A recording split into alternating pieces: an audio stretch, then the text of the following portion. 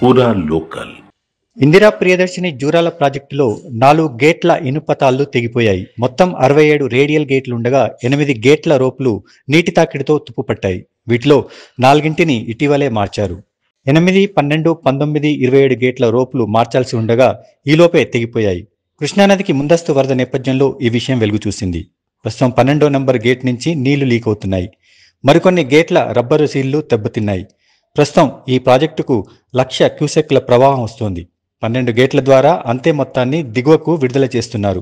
2009లో ఈ ప్రాజెక్టు నుంచి గరిష్టంగా 12 లక్షల క్యూసెక్స్ల వరద దిగువకు వెళ్ళింది. ఈ నేపథ్యంలో ఇప్పటికిప్పుడు బ్యారేజీకి వచ్చిన ప్రమాదం ఏదీ లేకపోయినా వెంటనే పునరుద్ధరణ పనులు చేపట్టాల్సి వచ్చింది.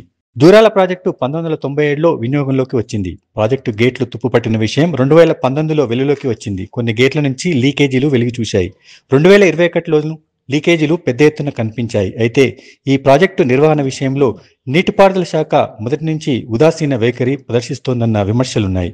మరమ్మతులకు 19 కోట్ల రూపాయలతో 2018లో ప్రతిపాదనలు రూపొందించారు. 2019, 2020లోనూ ప్రతిపాదనలు ప్రభుత్వానికి చేరినప్పటికీ నిధులు రాలేదు.